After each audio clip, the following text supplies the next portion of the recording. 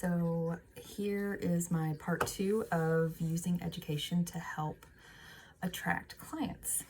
So first thing I wanted to talk about was virtual or live workshops. These are a great way to do something for potential clients at low cost or no cost, where you are directly interacting with larger groups of people, and you can kind of do it in a presentation form. It can be a little bit more interactive, where you're actually going through part of what you do, where they're getting some type of value, seeing what you do, understanding what you do. There's a space there for people to ask questions. And then, of course, at the end of workshops, you always give yourself an opportunity to share how to get a hold of you, how to book with you, different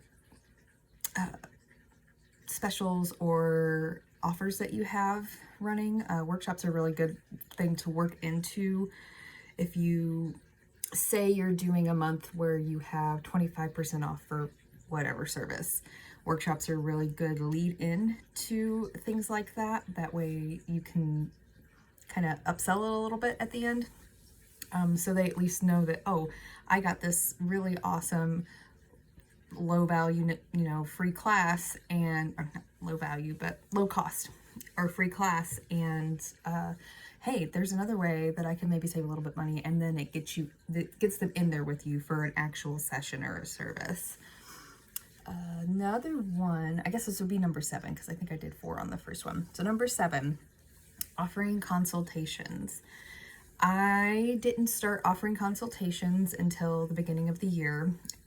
Again, if you haven't watched any of the marketing for hippies stuff that I've posted on the networking group, or if you don't know what that is, check out Marketing for Hippies. So much good free content. And he was talking about offering something at low risk to people. And I was noticing I was getting a lot of people coming in. I was telling people that I did MFR and explaining what that was, but I was still getting people coming in with the expectation of something different, that it was more like a relaxation massage or more of a spa experience. And they just were like, that was nice, but that's not what I wanted. It just wasn't the right fit.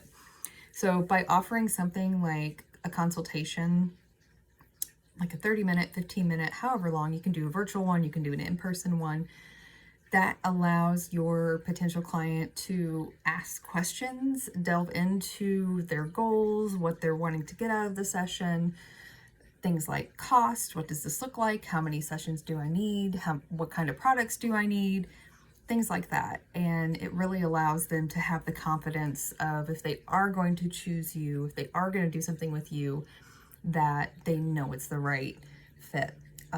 Me personally, I offer 30-minute consultations. We kind of sit down, go over their intake, their goals, the issues they've been having, what they're initially coming in for, and then we talk about, I guess we don't talk about, I do some hands-on assessment, have them on the table, do a little full body assessment just to see where things are hung up, and then I actually do 10 minutes of treatment on them so they can feel the technique, so they don't come into a session and go, oh, what is this? I've never had this before, but this feels so foreign to me, I'm not able to enjoy it. So that kind of really opens them up. And I've had a lot of success with selling packages from doing consults, because they're seeing the value of the service and they're seeing the value of getting repeat sessions. So then at the end, I talk about my prices and the different things I offer, how they can save money, things like that. So number 8 would be networking groups. So this can be, again, in person or virtual. And it's a good opportunity to educate people, not necessarily as clients, but to educate people that are going to bring possible referrals into you. It's a really good idea to start networking with people that are in your field or in similar fields, but it's also a really good idea to kind of branch out a little bit and go to networking events that have just an array of different professions there. And I say this because if you're trying to educate people that don't know what you do so they can come in and experience it and do something different. If you're just kind of preaching to the choir, you're going to keep getting the same clients. You're going to keep getting the same people to come in. You're going to keep seeing the same people over and over again, and you're not going to get any fresh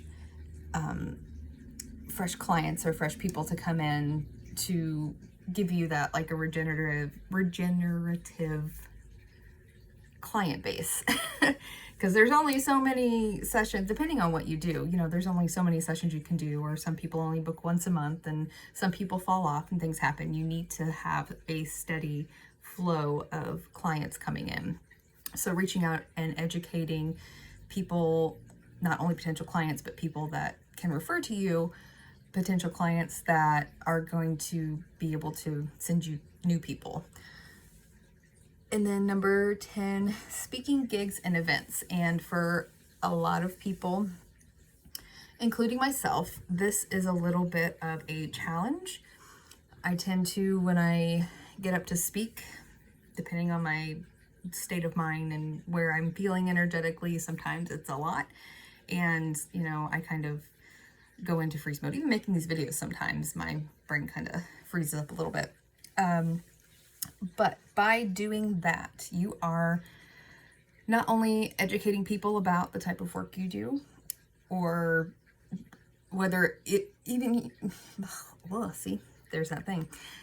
You might not be educating people just about what you do. You might be educating about something as a whole, like self-care or wellness or holistic health, or just, you know, an umbrella of different things that have to do with the type of work that you do.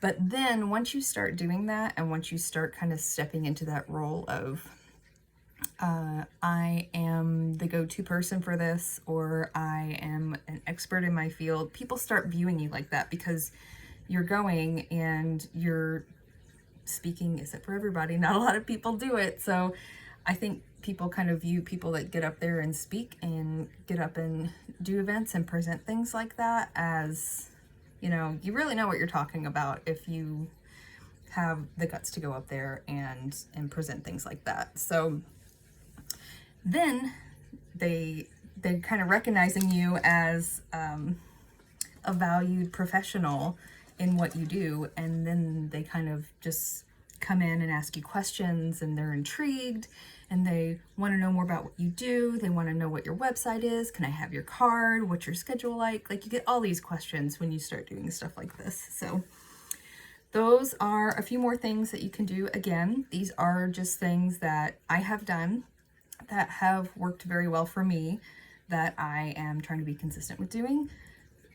The bottom line is you kind of have to go in and figure out what works for you. Just suggestions. But you can make anything work for you if you feel like it fits and you feel like it flows well and you put the energy into it. You can make lots of different things work for you. So hopefully this helps. I will have more videos in the future with different topics, and if you have any comments or input, feel free to comment in the comment section. All right, have a good day.